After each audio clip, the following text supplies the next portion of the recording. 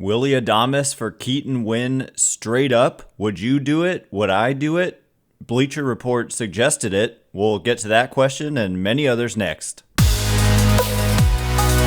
You are Locked On Giants, your daily San Francisco Giants podcast. Part of the Locked On Podcast Network, your team every day.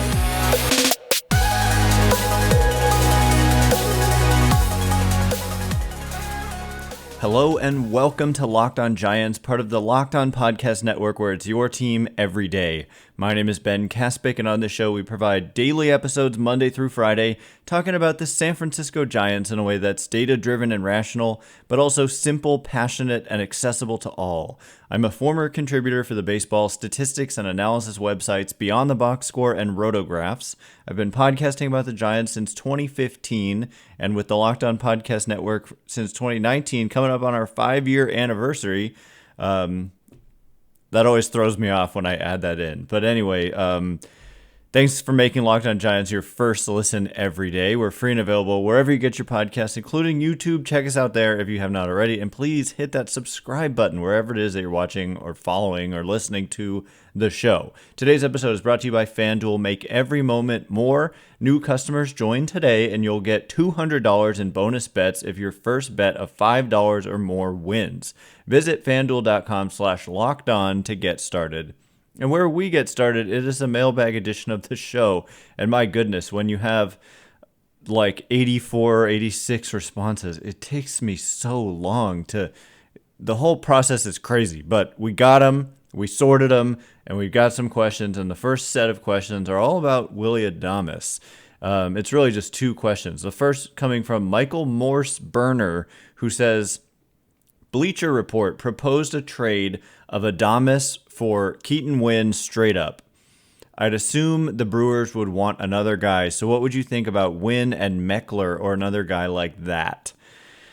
So, I don't know if it was in a dream or if I was actually just thinking about this. It kind of feels like it was a dream, but I think I was probably just thinking about it consciously.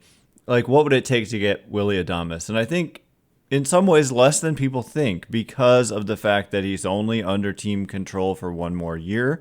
The Brewers don't have a ton of leverage there because if they don't retain themselves, then they get nothing except they could put the qualifying offer on him, I suppose. But Keaton Winn, I honestly think that what my point was that in my thinking, I was kind of like Keaton Winn, straight up. Willy Adames, like that kind of felt like enough. And I think if it was Winn and Meckler, then you'd probably have the Brewers agreeing to that. And so I would do Winn for Adames straight up. Keep in mind, you would only be getting Adames for one guaranteed year. So giving up, the 6 years of Keaton Winn and the potential that he has, which we don't know yet if he'll reach, but it's all about the team years of team control. 1 for Adames, 6 for Keaton Winn because he didn't get a full year of service time in 2023. And there's also like payroll considerations. So if we check, Keaton Winn, of course, making the league minimum as a rookie, or at least under 3 years of service, certainly. And Willy Adames, what is his salary? We're going to scroll down and find $12.25 million. And so very, reasonable for a player of his caliber. He's also only 28. This is the kind of guy I did a whole episode on him where I feel like you would try to extend him, like trade for him and extend him and just have your shortstop, because clearly like they wanted to get like their long-term answer at short when they agreed to terms with Carlos Correa. Now that Brandon Crawford's a free agent, and I just don't think I haven't looked thoroughly at next year's free agent shortstop class, but I think, building around, a good borderline all-star caliber player in Adames, not building around, but, having him be a core piece for years to come would be excellent. And so, yeah, I would probably do both of those things. It's a little bit of a lot. That sounds funny. When you add in Meckler to Keaton Winn, I really think Keaton Winn alone might be enough. And some of you probably think I'm crazy, but It's just one guaranteed year, and Keaton Winn has legitimate upside. Next question about Adames comes from Gigantes Fu, who says, why are so many people asking for Adames instead of finally seeing what we have in Luciano? LOL. Well, I would implore you to check out my full episode talking about Willy Adames from last week at some point, and the title is like, the San Francisco Giants should trade for Willy Adames. And so why are so many people, including myself, asking for Adames? It's because, in my opinion, in regards to Luciano, almost nobody outside of the Giants publicly commenting on it believes Marco Luciano is a shortstop defensively. They think that he's going to have to switch positions, play third, play corner outfield. And so if that's true, I haven't seen enough of him. I don't watch a lot of minor league baseball. So I kind of get my feel of a player when I'm seeing them in the majors. And from what I saw, I was not... he looked okay out there. I mean, I thought he actually looked pretty good, but it's not enough of a sample. And if he really can't, if they believe, they just say that because I don't know. They would just say that even if they didn't believe he was a long-term shortstop. And you can shift him. And this is what I said. It's like you could create a third base competition with Casey Schmidt and Marco Luciano, where you've got two young players with a lot of potential kind of battling it out to see who can claim that spot. And then JD Davis would kind of move over to that DH first base type of role. And so that's kind of my opinion, is that it wouldn't actually block Marco Luciano. And, you've got Michael Conforto's contract up at the end of the season. You've got Austin Slater's contract up at the end of the season. Jung Ho Lee is a long-term investment, but some corner outfield spots kind of open up after this year. And so it's not, I mean, you just don't want to go into the year, in my opinion, because, I don't want to tolerate another losing or 500 season. I want to see playoffs. I want to see playoff wins.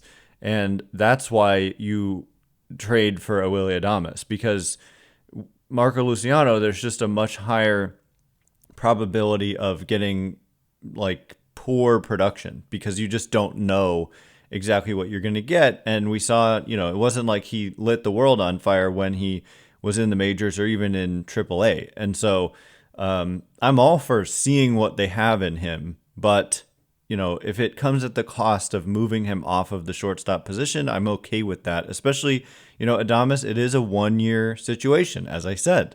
And so you don't have to extend him. And then you get your look at Luciano at another position and see where you're at the end of the year. So it wouldn't just put them in a corner, and it wouldn't box out Luciano. So anyway, coming up in just a minute, there's this controversy about Jock Peterson. Surprise, surprise. Jock Peterson, not known for being PC, I guess you would say. So what did he do? Why did it offend Giants fans? We will get into it momentarily. And before we do, today's episode is brought to you, yes, of course, by our good friends over at FanDuel. Happy Super Bowl to all who celebrate from FanDuel, America's #1 sportsbook. And happy indeed at this moment in time if you're a 49ers fan, as they find themselves in Super Bowl 58 coming up in just a few days. So nervous time for sure for a lot of our listeners. If you're like me, Super Bowl Sunday, when the Niners aren't involved, is usually all about scoring the best seat on the couch, grabbing my favorite snacks, and placing some super bets. That part is true still with the Niners in the big game. Currently, looking at the odds, simple money line is Niners favorites at -130, point spread -2.5, over under set at 47.5. FanDuel telling me 97 hours, 51 minutes until the Super Bowl kickoff. There's so many ways to get a win, hopefully in addition to the Niners getting the win. You don't just have to bet on who wins the game. but you could. But you can also bet on which players will score a touchdown and more. So new customers join today. You'll get $200 in bonus bets if your first bet of $5 or more wins. Just visit FanDuel.com/lockedon to sign up. That's FanDuel.com/lockedon. Make every moment more with FanDuel, an official sports book partner of the NFL. All right, as promised, Jock Peterson stirring controversy with liking a Instagram post. We'll discuss what it was that he liked and why it didn't sit well with Giants fans. Locked On has launched, by the way, the first ever national sports 24/7 streaming channel on YouTube, and now you can also find it on Amazon Fire TV. Locked On Sports Today is here for you 24/7, covering the top sports stories of the day with the local experts of Locked On, plus our national shows covering every league. Find Locked On Sports Today, the Locked On Sports Today channel now on Amazon Fire TV. So, continuing on, the next question comes from Raymond, who says, thoughts on Jock liking that post about the city? And then there's another Jock question after that. So the post was from Fat Mamba 626. Don't know what that user, like, that's the thing. So it was a comment, probably like below a post of, with him wearing D-backs gear or whatever, like, showing off that he's joined the D-backs. And Fat Mamba 626 says, I don't blame you for leaving San Francisco. Whole city has turned into, and then there's an emoji that suggests that the city has turned into something not very desirable. And so what was the question? Thoughts on Jock liking that post about the city? Yeah, it's just more of the same, that narrative that exists outside of baseball. That he's from the Bay Area, and so I don't like it. It doesn't sit well with me, and it makes me dislike a player who I just rooted for 2 years. And so, he didn't do himself any favors with his former team, but I guess he doesn't care. And so, again, it was almost like I dreamt of this, but I'm pretty sure it was not a dream. I was thinking, like, what's the reaction going to be when Joc Pederson comes back to San Francisco? And I expect him to get booed again, even before this, simply because it's not like he didn't, all the former Giants from the World Series winning teams or whatever getting huge ovations and whatnot when they would go to other teams. Even the Dodgers in certain cases, like Sergio Romo and Brian Wilson, I think the fans cheered. Juan Uribe, perhaps. But Joc Pederson, the team didn't do anything while he was here. And so I kind of am back in the mode of he was a Dodger for a long time, and now he's out here liking posts that are disparaging of his own hometown area's biggest city. So, also I know for a fact, he doesn't live in San Francisco. He would commute from the peninsula. And so you can get to the ballpark without going through the city at all. Really, you can just take 101 or 280 and 101 to 280 and get off it and be right at the ballpark. And so I don't know what, it's just dumb of him, but that's his prerogative. And it's very Joc Pederson. I'm not surprised. And also the whole city, I don't agree. I go up there from time to time. It has its problems. For sure. I lived there for 9 years in the not too distant past, and the whole city has turned into that. I disagree. I think certain parts of the city have, gotten worse, and certain parts of the city are still stunningly beautiful and unique and special. And the ballpark is one of those places. And if you put a good team out there and a compelling team, then people are going to show up again, I think, and there's nothing better than that. And so hopefully he, has egg on his face at that point when the revitalization of the city comes around in part because of the revitalization of the Giants organization. That's my hope. So next question comes from ZF Robin, who says, now that Joc's gone, who has the most swagger on the team? And I'm here to tell you, I think it's Jung Ho Lee. This guy, I mean, if you saw his introductory press conference, I'm almost going to guess that you didn't see it because it's, I don't know, just because, you know, he like asked if he looked handsome when he put on the Giants hat with like a wry smile. He's just got a lot of personality, and if he thrives, like if he has success, you know, I've seen like highlights out of Korea, bat flips and just being fired up. And, you know, he's definitely like a player who plays with personality and shows his personality and has flair. And so, and I think he's so much more committed. You know, it felt like Joc was kind of just not that all in.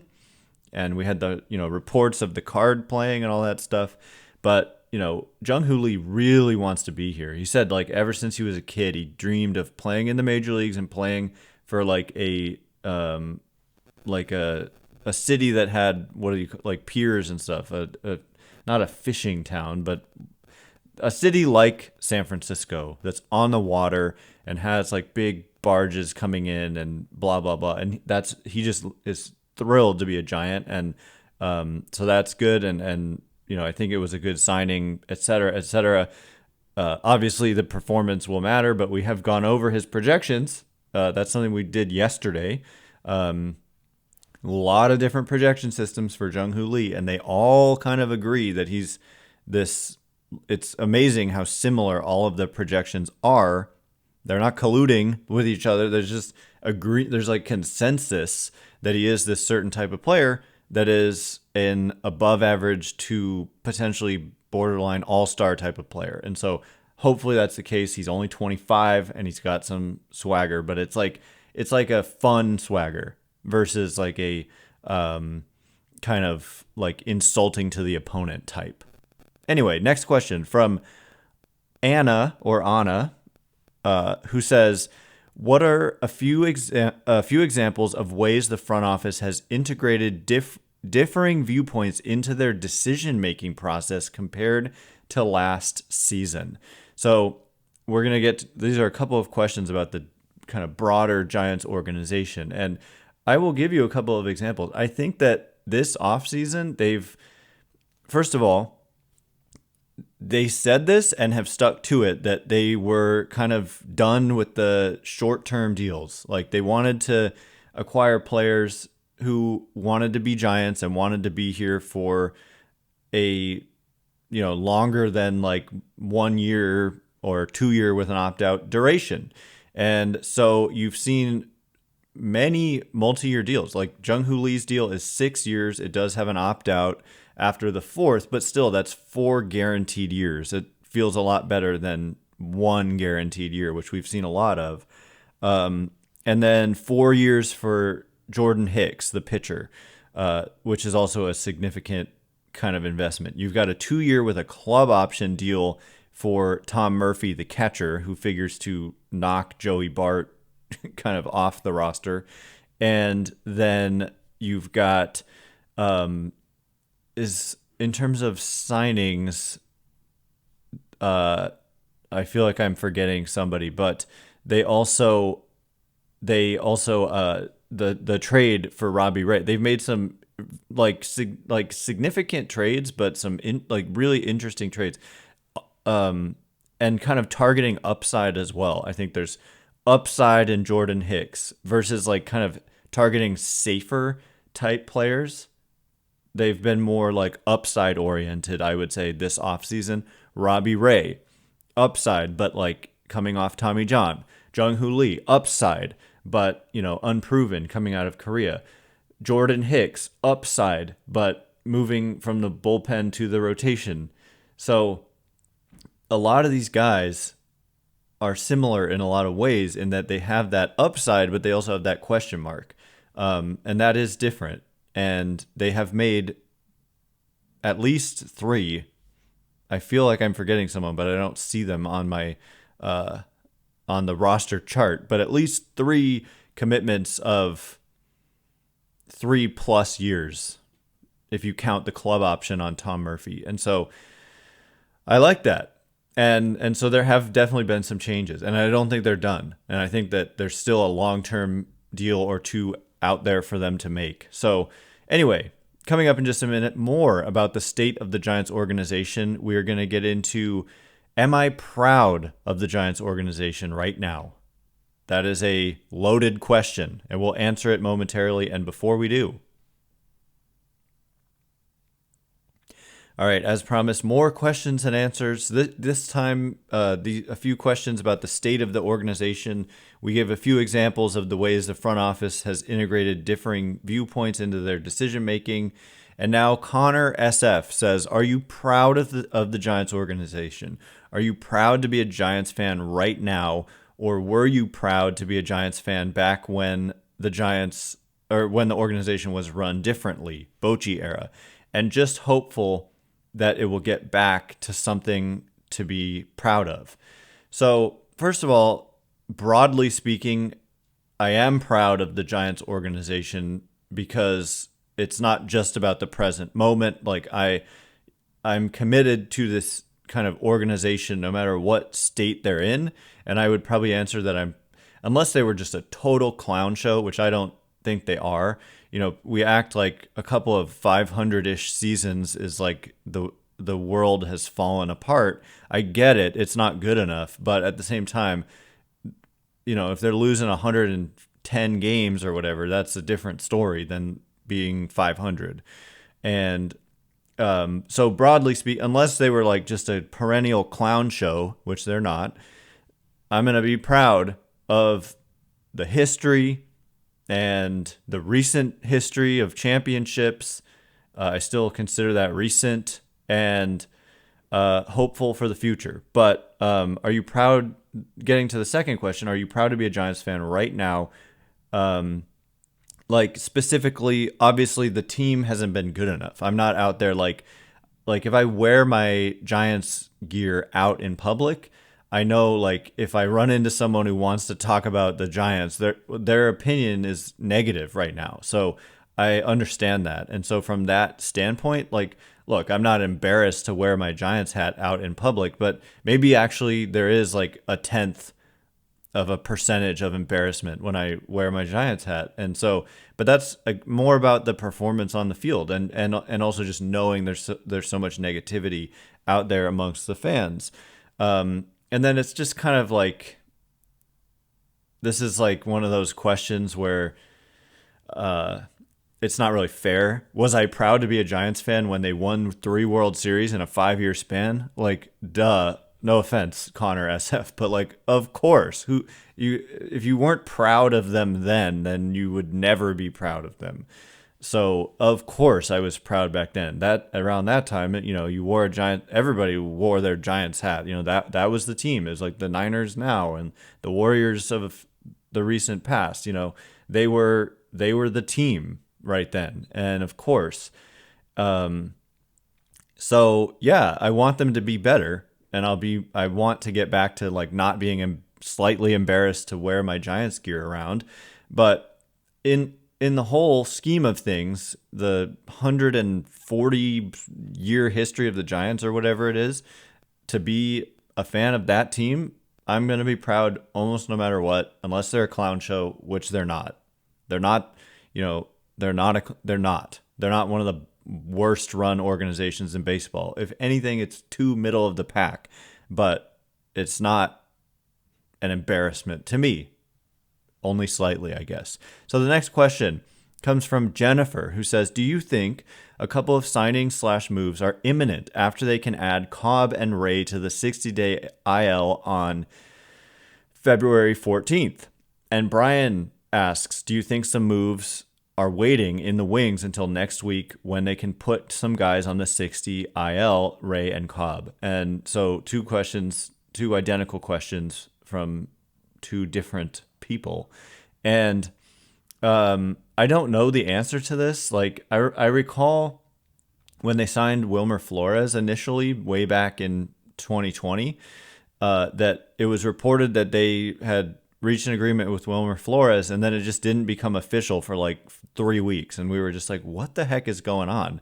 And I think it had to do with them waiting until after they could put some guys on the 60-day IL. And so the reason for that, by the way, for those who don't know, is that putting guys on the 60-day IL, you can't do it.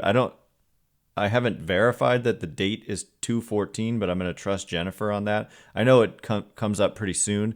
When you can put guys on the 60-day injured list, first of all, that those 60 days don't start until the season starts.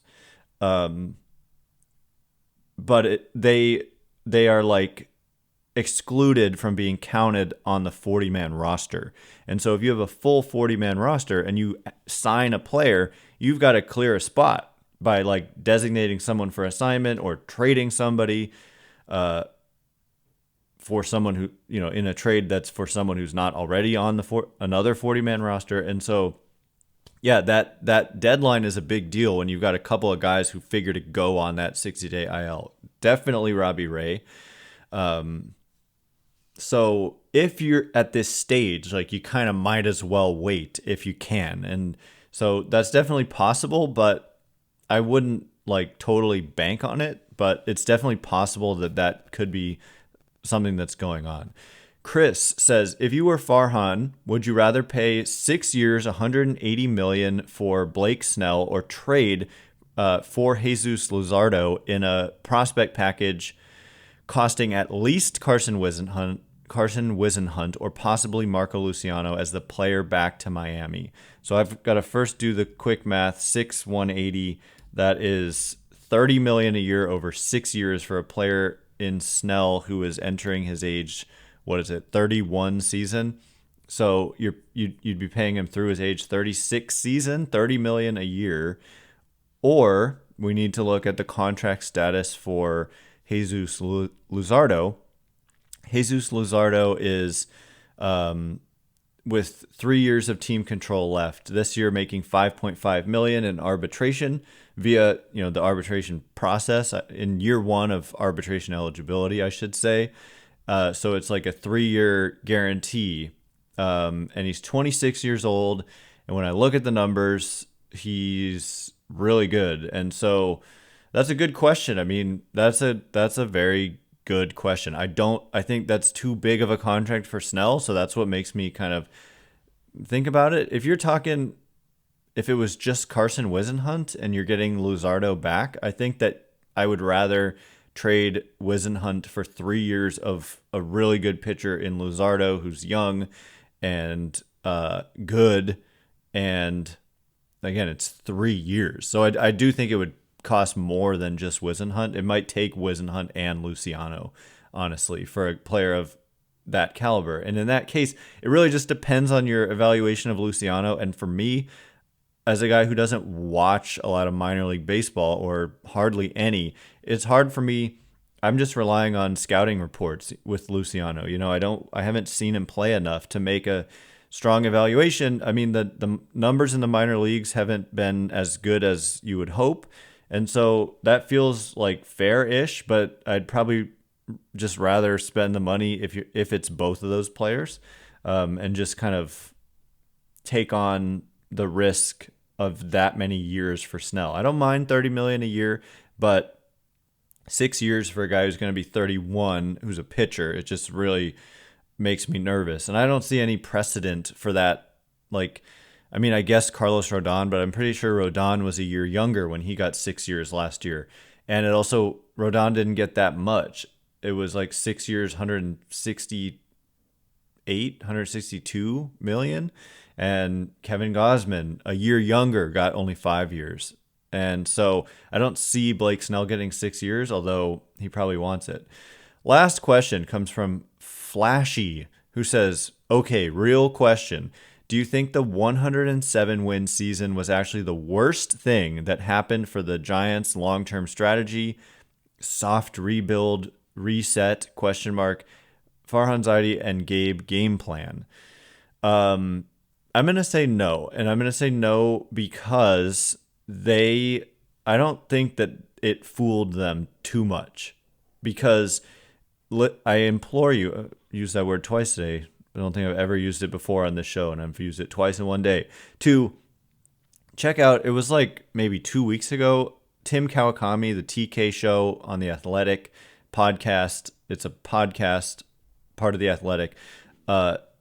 Interview with Farhan Zaidi. And basically, Kawakami asked Farhan Zaidi, like, do you regret not doing more after that 107-win season? And I just thought his answer to that question was like the most relevant and interesting part of that whole conversation, because basically what he said was he just went straight into explaining that it was tough economic times and no fans in the stands in 2020, and then heavy restrictions on fans to start 2021, obviously due to COVID.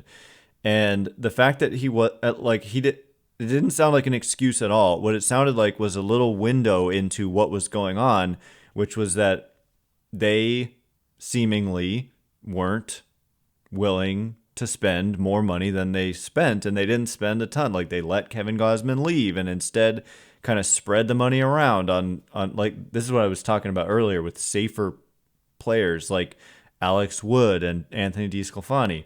Safer in the sense that they're not as long-term, they're not as high-priced, and the only position player they signed was Jock Peterson for 1 year, $6 million. And so I think it had the way that they kind of went into that offseason when there were a lot of stars out there, and it was different. Like, the next 2 years, they were clearly in on like Judge and Correa, and now this year Ohtani and Yamamoto.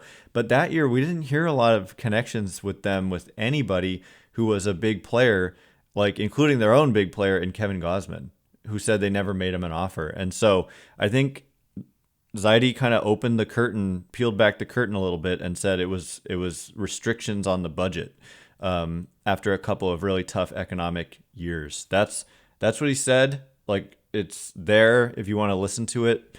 I don't think that they were fooled. They knew that they massively outperformed expectations, even their own. So anyway, that is all the time we have for today. Thanks again for making Locked On Giants your first listen every day. Everydayers, we've got a ton more mailbag questions, so we'll get to more of those coming up tomorrow. And also, if anything happens, we will have that as the primary focus. Any signings, trades, rumors, whatever, we'll get to that as well. So don't forget, Locked On has launched the first ever national sports 24/7 streaming channel on YouTube. And now you can also find it on Amazon Fire TV. Locked On Sports Today is here for you 24/7, covering the top sports stories of the day with the local experts of Locked On, plus our national shows covering every league. Find the Locked On Sports Today channel now on Amazon Fire TV. Once again, my name is Ben Kaspick. Check me out on Twitter at Ben Kaspick, Kaspick. If you like this show, please consider rating it or leaving a review. It helps me out so much, so thank you in advance, and thanks to everyone who's done so already. I cannot wait to be with you again tomorrow. Thanks again for listening. You are now Locked On Giants.